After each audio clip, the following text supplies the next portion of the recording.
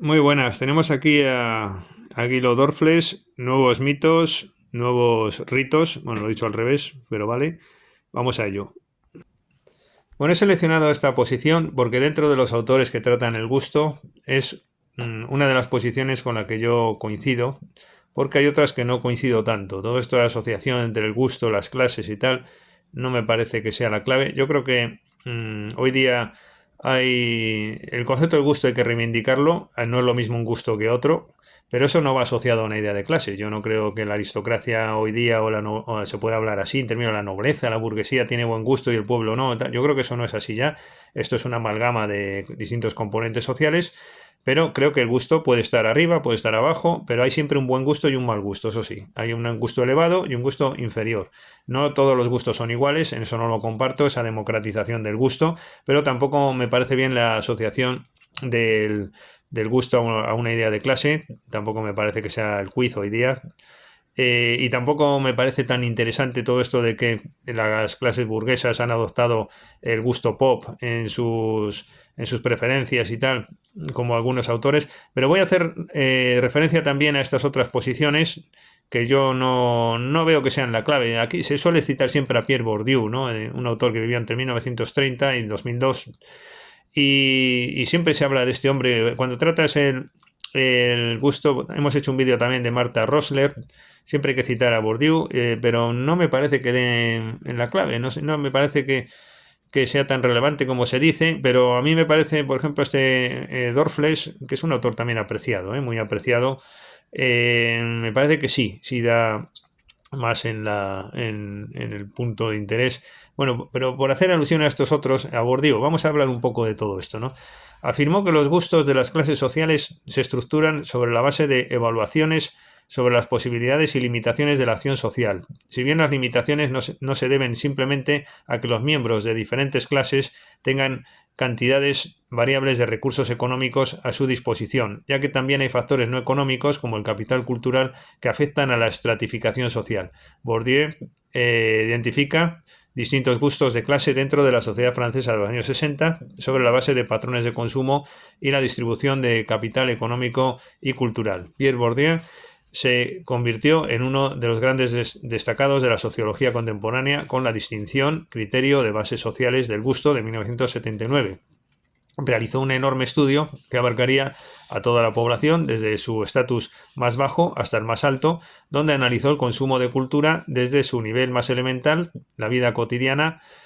Este sociólogo llegó a afirmar que nuestro gusto estaría determinado por los elementos que construyen el hábitus. Esta es una noción famosa de este autor.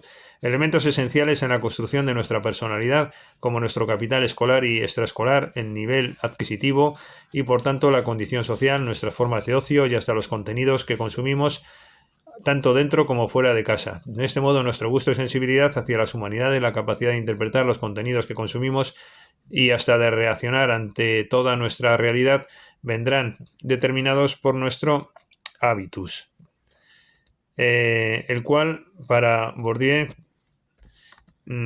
es el concepto más elemental de su propia teoría.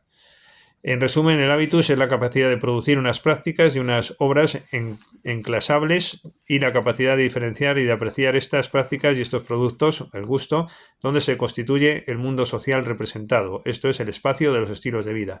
Este autor determinaba que nuestro gusto vendría dado por el hábitus, es decir, el hábitus condiciona la comprensión del arte. Estas son notas que me he tomado cuando leí estos libros y en un próximo ensayo que publicaré comento esta publicación y digo que el tema del gusto viene muchas veces asociándose con las clases sociales, argumentándose que existen personas que desean distinguirse de las que tienen un estatus inferior en la jerarquía social y usan para ello el gusto. Sin embargo, hoy día el gusto no se asocia a una determinada clase social, pienso yo. No existe una correspondencia entre clase social y gusto cultural. La asociación entre clase social y gusto ya no es el quiz. El gusto no está para distinguirse socialmente, yo creo que es más bien para disfrutar. Además, la difusión de los productos culturales de masas ha oscurecido las diferencias de clase en las sociedades actuales. Los productos consumidos pasivamente por miembros de clases diferentes sociales son prácticamente todos iguales, todos iguales. Hoy día el rey y la reina y el otro y el de más allá pues oyen a este y al otro, no quiero decir nombres, Pero bueno, son con solo diferencias superficiales en cuanto a marca y género. Ahora bien, lo anterior no impide para que la sociedad pueda dividirse entre aquellos que tienen un gusto elevado y aquellos que solo tienen gusto pop.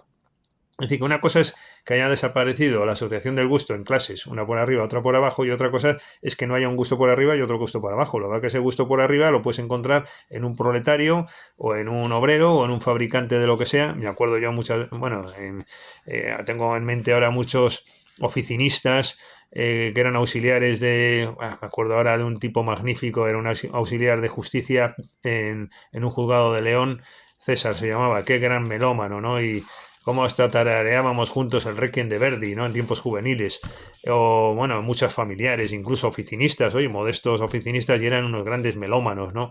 Grandes apasionados y personas cultísimas que te distinguían con un nivel de erudición las cosas, y esto no era gente alta, era con gente humilde, pero creo que sí tenían un gusto que no coincide con el gusto inferior, con el gusto bueno. Es decir, que sí que hay una estratificación en el gusto, pero no en las clases, ¿eh?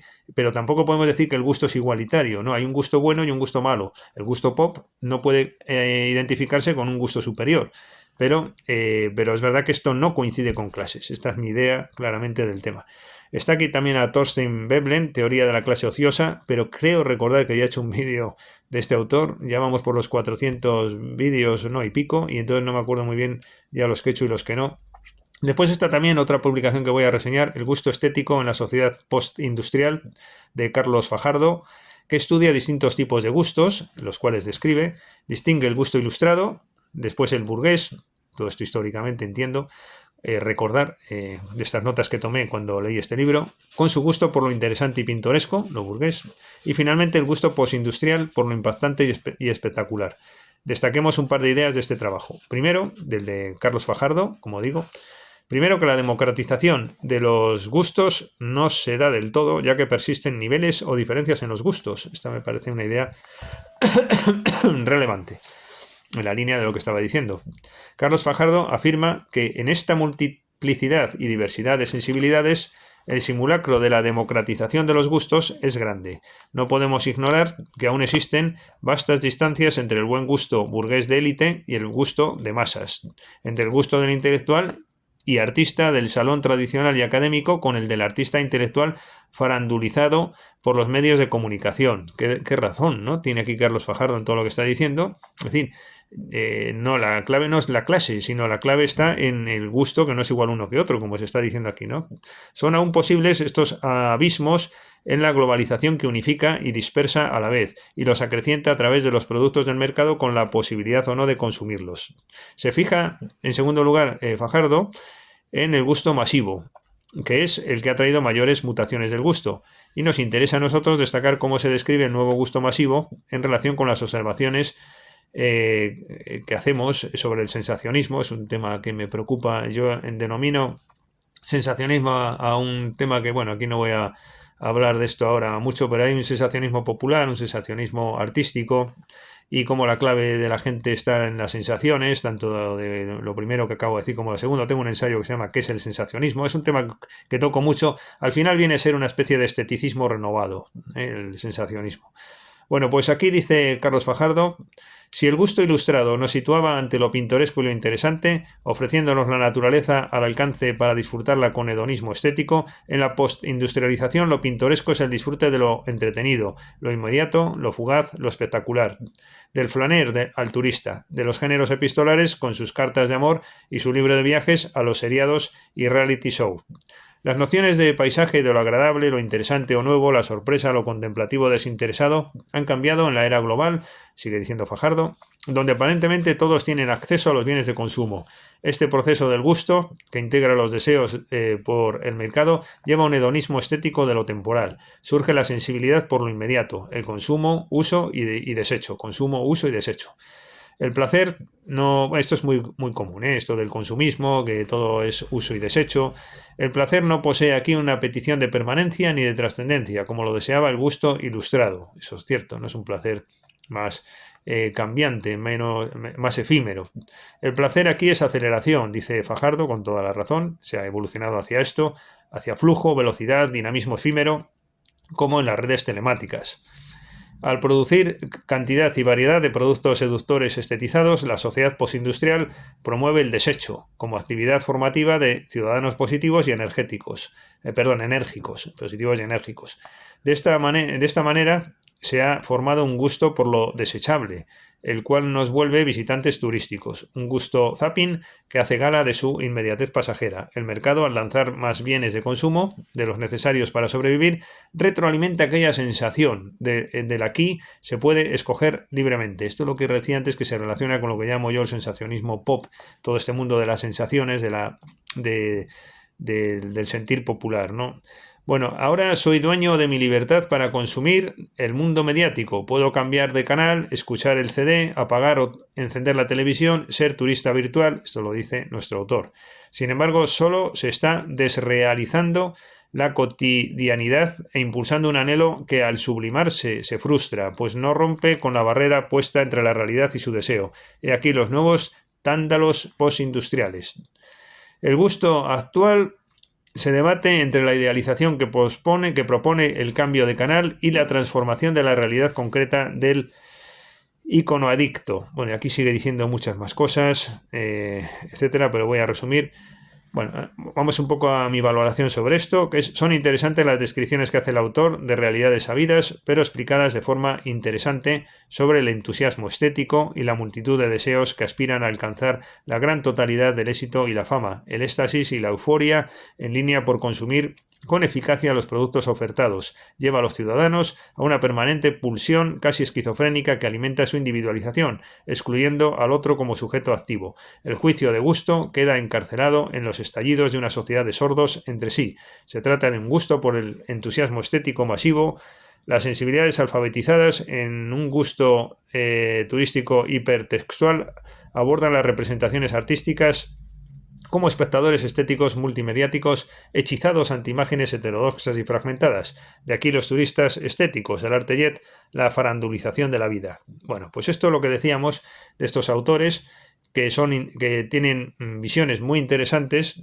pero voy a ir yendo ya a la de Guido Dorfles, que es la que me parece más interesante. La verdad es que estoy aumentando, esto es como las sinfonías brucknerianas, ¿no? Que va subiendo tensión hasta que llega el momento. Pues así estoy haciendo para que cuando llegue Guido Dorfles, pues todo el mundo diga, bueno, a ver qué dice, ¿no? Y en vez de empezar directamente por el asunto. Pero sigo comentando yo aquí que está claro que el buen gusto, entendido a modo de la ilustración, no tiene por qué ser nuestro gusto y que a veces los artistas buscan incluso intencionadamente el mal gusto, si es que este existe.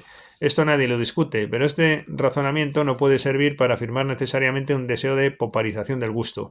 No por ello tenemos que permanecer inactivos a la generalización del gusto pop, ni tampoco... Es que una cosa es que se busque, bueno, pues este tipo de conceptos, ¿no? Que decíamos antes, por ejemplo, aquí, que se busque intencionadamente el mal gusto. Es que el mal gusto, tratado estéticamente, puede elevarse y puede llegar a ser un recurso para el buen gusto también, ¿no? Pero es verdad que a priori no por ello deja de existir un mal gusto en cuanto tal, ¿no? Y esto es lo que quiero decir aquí. Sin perjuicio de que se manifiesten distintos gustos, el quiz es qué gusto ha de dominar socialmente y servir para el diseño social. Es que esta me parece la idea fundamental. Puede haber buen gusto o mal gusto, pero el tema es cómo se define el diseño social. Porque claro, una cosa es que haya intelectuales y que el diseño social sea no intelectual, y otra cosa es que haya gente normal y que el diseño se haga para que la labor intelectual tenga sentido. Claro, es que eso es muy, muy interesante, entiendo yo. Es decir, que imaginemos que el diseño social se haga para que el melómano, el esteta, puedan disfrutar de sus sensaciones. Y es que necesitamos un diseño social. Es decir, al margen de un diseño social determinado no se dan estas sensaciones. Y es que esto es la clave del asunto. Es decir, no es lo mismo vivir en un monasterio y que la sociedad tenga su modelo, y otra cosa distinta es vivir en un monasterio y quieras que la sociedad se haga de tal manera que tu vida en el monasterio tenga sentido. Es un poco lo del juego de los avalorios de Hermann Hesse, el punto que le falta. Bueno, pues en definitiva a mí esto me parece muy importante, que hagamos un diseño social para que el esteta disfrute de sus sensaciones estéticas, ¿no? No hagamos un modelo social impregnado por el pop y que disfruta sobremanera el ciudadano pop, pero el otro tiene que estar resignado. Pues igual ya llega un momento de cambiar, ¿no? Y el pop, pues oye, pues está donde está, pero habla un poco más bajo, se modera, y el diseño social pensado para creación de solución de sensaciones estéticas, ¿no? Para el disfrute del esteta y no el disfrute del ciudadano pop. ¿Por qué tiene que mandar el ciudadano pop y no el ciudadano melómano, ¿no? Bueno, pues esto es lo que digo aquí. No tenemos por qué huir de la realidad y buscarnos la vida en plan privado. Entiendo yo que no es exigible eso a un esteta, ni que renuncie al arte actual, como que tengamos que estar viviendo siempre del arte del siglo XIX y del XVIII, y no podamos oír nada porque no hay nada que impregne socialmente lo actual, ¿no? De interés. Sin perjuicio de que se manifiesten distintos gustos, el quid es que gusto de dominar socialmente, es que repito esta frase, y servir para el diseño social. No es casual que la muerte del arte sea la muerte del gusto, ni tampoco que dichas muertes se hayan producido cuando se ha consagrado a la soberanía popular. No es casual esta asociación entre consagración de soberanía popular y muerte del arte. Algunos filósofos adivinos lo anticiparon, previendo el desenlace del principio democrático. Ahora bien, si todo vale, clave de la filosofía actual sobre el gusto, pasa a tener importancia la calidad de la sensación que produce la obra de arte. No hay arte si no se experimenta por el gusto. Y llegamos por fin a Guido Dorfles. Bueno, he levantado demasiadas expectativas y también adelanto que no es para tanto, lamento decirlo, aunque tiene interés, ¿eh? Bueno, su obra es Nuevos ritos, nuevos mitos. Es un libro, bueno, la verdad es que era una excusa para exponer también mis propias ideas, ¿no? Mi próximo ensayo, el ensayo que publicaré donde estoy leyéndolo ya. Bueno, Guido Dorfles se fija en el kitsch y en el pop, estudia con bastante profundidad y afirma que el mal gusto o gusto vulgar es lo propio de nuestro tiempo como triunfo de la actitud kitsch que empezó a finales del siglo XIX en un sector no mayoritario de la población, pero cuyo espíritu banal es lo que hoy se convierte en característica. Nos explica el desarrollo del kitsch y del arte y del carácter del pop. Coincidimos, digo yo aquí, con Dorfles en el sentido de que el valor del pop es sociológico. A su juicio, el triunfo del pop sería el triunfo de la muerte del arte. A juicio de Dorfles, vencería el arte consumible que mezcla la cultura de masas con el culto de la imagen. A mi juicio, el arte pop está ocupando el espacio propio de impacto social que debería ocupar aquel otro arte. Bueno, también podemos citar en estas relaciones que estamos haciendo sobre el gusto en general y su relación con el pop a Clement Greenberg, más que nada por no hacer vídeos y vídeos y que no saliera esta figura, este gran crítico. Pues mira, sí me hago eco de él al paso, para quien el problema crucial que rodea al arte es el problema del gusto, independientemente de que éste pueda ser considerado objetivo o subjetivo. En una de las varias entrevistas que realizó en torno a la temática del arte pop, Greenberg afirmó que el arte pop era un arte menor, que nunca tendría éxito. Greenberg, parece que se equivocó. Greenberg incluso sugiere que el buen arte es un arte provocador que hace pensar al espectador. Ninguna de estas cualidades las posee el arte pop, que de alguna manera se queda a medio camino entre un arte escénico y un experimento surrealista. En la conferencia de 6 de abril de 1971, Greenberg declaró que el pop art era un episodio en el gusto. Siguiendo con Greenberg, la objetividad del gusto se demuestra mediante el consenso histórico. Esto sí me parece importante también, ¿eh? Esto de que, pero no es solo el gusto, el arte en general. Yo creo que esto sí que tiene, no por el gusto, pero sí creo que el arte es un consenso, es un consenso sobre obras, ¿no? Yo creo que, bueno, volveremos algún día sobre eso. Vamos, siguiendo con Greenberg, este consenso se vuelve evidente en los juicios de valor estético que superan las experiencias del gusto. Es decir, ciertas obras de arte sobresalen entre otras a través del tiempo y el espacio porque son verdaderamente exquisitas. Esta durabilidad solo puede explicarse por la objetividad del gusto. Yo creo, al hilo de esta reflexión, que hay obras de arte por su naturaleza, por ejemplo, la séptima sinfonía de Beethoven, eso indudablemente es arte, o la patética de Tchaikovsky, ¿no? No puede no ser arte. Y después lo que pasa es que hay mucha convención, sobre todo en pintura, de qué es arte, qué no es arte, y esto pues son todo imágenes repetitivas, consensos de opinión. Creo que hay una parte de obras de arte que van a ese concepto por consenso común, admitido entre todos los mortales, ¿no?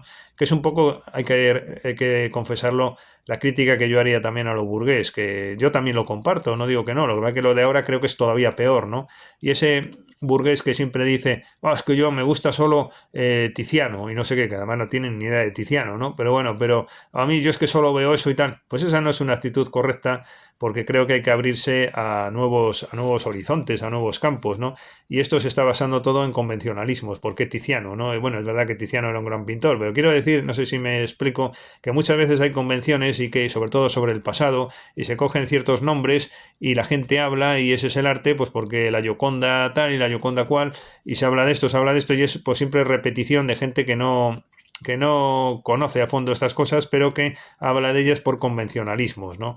Bueno, pues siguiendo con Greenberg, este consenso se vuelve evidente en los juicios de valor estético que superan las experiencias del gusto, es decir, ciertas obras de arte sobresalen, entre otras, a través del tiempo y el espacio porque son verdaderamente exquisitas. Decíamos, esta durabilidad solo puede explicarse por la objetividad del gusto. Bueno, también es verdad que los convencionalismos influyen. Es decir, el mejor gusto es aquel que se da a conocer por la durabilidad de su veredicto y en dicha durabilidad está la prueba de su objetividad.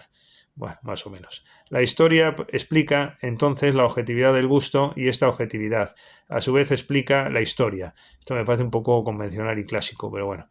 Esta da como resultado, la historia, una suerte de ciclo. El mejor gusto forma el consenso histórico del gusto. Este buen gusto se desarrolla mediante la continua exposición y presión de un buen arte, el cual emerge de la presión del buen gusto. Bueno, esto también es verdad, ¿no? El arte que perdura, que dura, pues es verdad que al final algo indica, ¿no?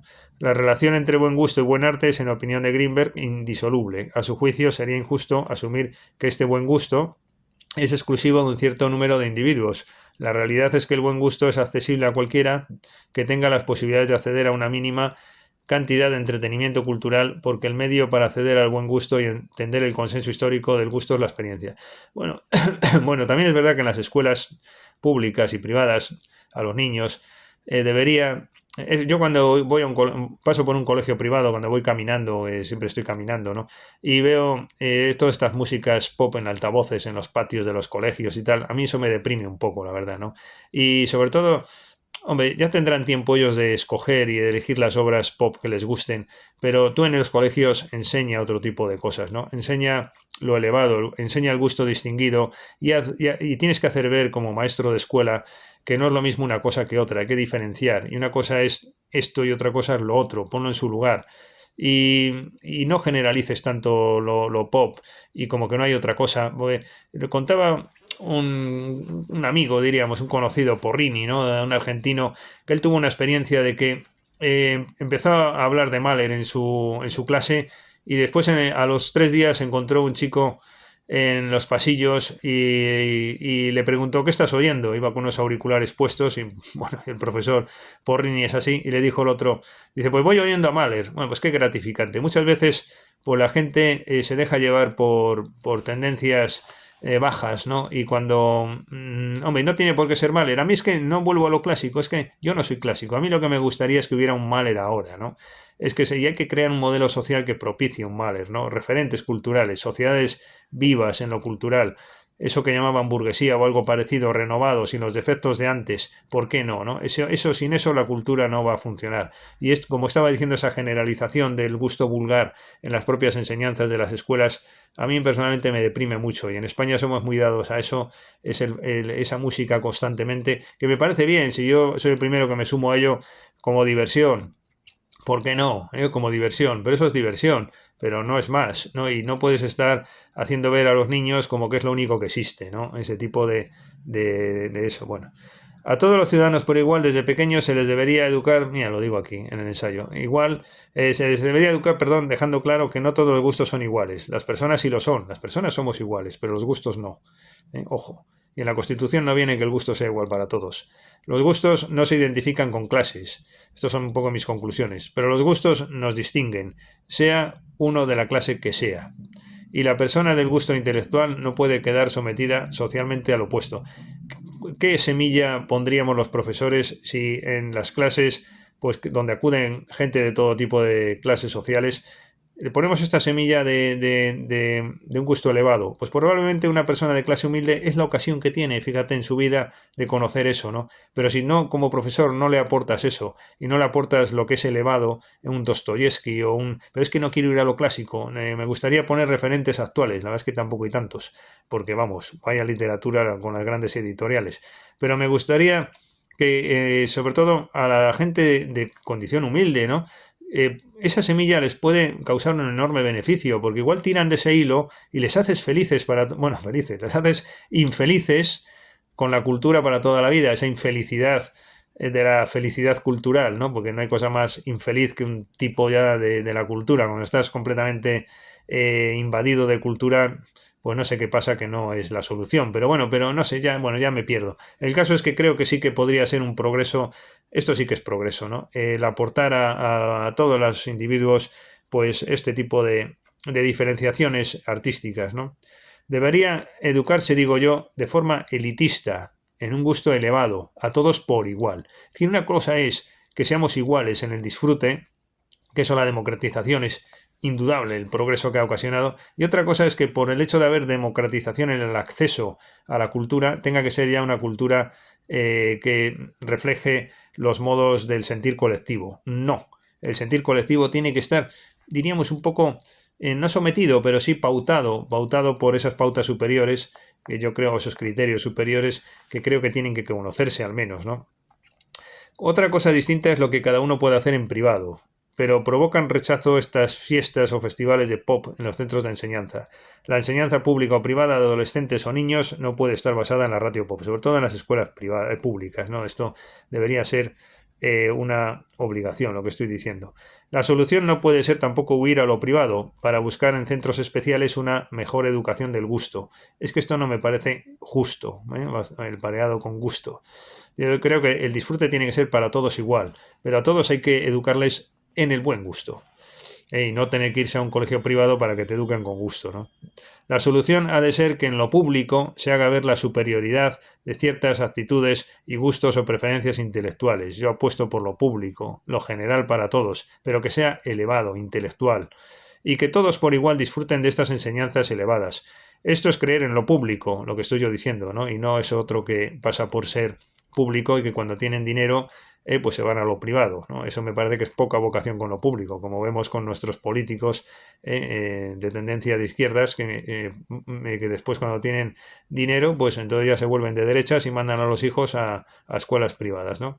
Pues a mí eso no me parece noble. Yo creo que tiene que haber una educación y una sociedad regida por los mejores, por el mejor gusto, pero para todos igual. Una aristocratización social, una aristocratización del gusto, pero para todos igual. Y para eso está lo público y nada de colegillos privados. El sujeto en cuestión no debería decidir tanto. Es verdad, porque es que hoy día es que todo el mundo se cree aquí el rey de la selva, ¿no? Y bueno, oye, tú sométete a unas pautas de cultura, sé humilde y si no captas algo artísticamente, pues intenta someterte un poco pues a las enseñanzas de los que saben y me lo aplico yo. Yo me acuerdo cuando era pequeño que igual no llegaba a ciertas músicas y yo insistía, digo, bueno, esto yo es que tengo que hacer un esfuerzo para llegar. Es decir, yo aquí no soy quien para opinar, ¿no? Tengo que seguir unas pautas de lo que es consensuadamente mejor y ya tendré criterio después y opinaré. El sujeto actual debería ser más humilde y seguir unas pautas. El gusto y el ámbito de decisión popular no se concilian pues bien. Bueno, todo esto es una bomba en la sociedad actual de los autosuficientes, no hay más que ver a la gente cómo va, ¿no? Y aquí yo soy el rey del universo, etcétera, y como para decir aquí a la gente nada, ¿no? Bueno, de hecho, cuando el elemento popular democrático, sigo diciendo, ha llegado a sus últimos extremos, en las democracias populares comunistas, la consecuencia fue incluso la erradicación del gusto. La cultura artística en un régimen democrático popular exacerbado desaparece incluso. Es un elemento burgués. En vez de cultura artística hay otra cosa que la sustituye. No han faltado posiciones como estas a lo largo de todo el siglo XX. Casi diríamos han dominado a nivel histórico en un contexto internacional, sobre todo durante el siglo XX. Ciudades como Dresden, por ejemplo, se calificaron de burguesas por la hermosura de sus villas, aún quedan algunas por fortuna, porque las bombas cayeron en el centro y yo es que he vivido allí 2 años y sin embargo las villas burguesas pues todavía se conservan. Y qué maravilla pasear por allí, por cierto. En el extrarradio de la ciudad y paseando por el Elba, sí, todo esto es burgués para un leninista de esos que iba destruyendo, pero ¿y qué aportaron? Bloques de no sé qué. ¿Y eso es el progreso? Pues no, tú pues lo que tienes que hacer es lo aristocrático. Si eres comunista, pues el aristocrático extiéndelo a todos, pero no crees borregos, ¿no? Digo yo, vamos, yo creo que es algo elemental, pero que debe recordarse. En Dresden, por ejemplo, se calificaron de burguesas por la hermosura de sus villas, aún quedan algunas por fortuna, y en su lugar sobrevino el sombrío hormigón, lo que estaba diciendo, ¿no? Que como vemos, el sombrío hormigón no es propio del capitalismo solo. Esto viene a cuento de otro capítulo que tengo yo en este ensayo donde critico a todos estos antiurbanismo y no sé qué, que es capitalista lo que se hace. No, miren, el sombrío hormigón también es del comunismo, ¿eh? En conclusión, pues lo digo porque estos otros es lo que propugnan y nos van a llevar de un hormigón, el capitalista, a otro hormigón comunista, que no sé qué es peor, ¿no? Pero bueno. La solución es el esteta, como digo yo en mi libro de próxima publicación. Cuando oigan este vídeo posiblemente ya esté publicado. Bueno, en conclusión, no nos satisface, dicho sea de paso, ni el comunismo con su erradicación del gusto, pese a su influencia en el siglo XX y XXI, porque esto está inmerso en nuestro modelo social. No es que no hay un comunismo declarado, pero está inmerso porque es el gusto que tenemos, ¿no? No nos satisface ni el capitalismo ni el comunismo por su erradicación del gusto. Tampoco lo anglosajón es de la búsqueda de soluciones en lo privado, tampoco es nuestra idea. La solución está en la esfera de lo público, pero que quede dominada por los valores elevados, y que todos se beneficien y se sometan por igual en la esfera de lo público a estas pautas. Esto, señores, es democracia, pero no lo que se está vendiendo de que aquí todo colegios públicos, pero el que puede después se va a lo privado. A mí me parece eso una democracia de segundo grado. Tendrían que mandar los mejores, no los que nos mandan, y esos tendrían que imponer sus valores en la sociedad porque son los mejores. Bueno, imponer, no poner. Y que los demás se beneficien de esa cultura, ¿no? Y de esas maneras y de esos modos de ser. Y no que haya que ir a lo privado y cuando tienes dinero. El lema podría ser, es que esa nada más es la hipocresía de lo democrático y de lo social hoy día, esa hipocresía, porque es todo, mientras no sea rico, propugno esto, cuando sea rico, es que eso no, a mí no me vale, ¿no? No me parece sincero. Igual que yo no sé los intelectuales qué narices están haciendo, ¿no? Este Clarín, por ejemplo, que venga a criticar a la burguesía en el siglo XIX, muy bien, pero ¿por qué no hay un Clarín hoy día? Bueno, igual soy yo, el Clarín de turno. Yo lo he publicado en un libro que se llama Soberanía Pop. Voy a dar aquí a la pausa y lo voy a poner en pantalla. Aquí está todo contado. La Soberanía Pop, que es una reescritura de otro libro que se llamaba El Gran Bostezo, que está agotado. Es El Gran Bostezo. Todo en editoriales inadecuadas para este tipo de libros. Editoriales a las que agradezco mucho su esfuerzo, porque encima no me voy a quejar. Pero no son las adecuadas para estos libros, ¿no? Estos libros deberían estar en un lugar de más impacto, ¿no? La editorial Espasa, por ejemplo, una de estas, o Galaxia Gutenberg, lo mando allí y no hacen ni puñetero caso, ¿no? Y estos sí que son libros analíticos del presente. Estos libros sí son, creo, relevantes, y lo digo con toda objetividad científica, pero no lo que se está publicando, todos estos temas que se están haciendo. Es que yo de verdad, es que no salgo de mi asombro, ¿no? Bueno, pues, voy a seguir con esto. Bueno, en este próximo ensayo tengo más libros reseñados sobre esto del gusto, etcétera, pero voy a poner punto final a este vídeo. Agradezco mucho su atención y su paciencia y hasta la próxima ocasión.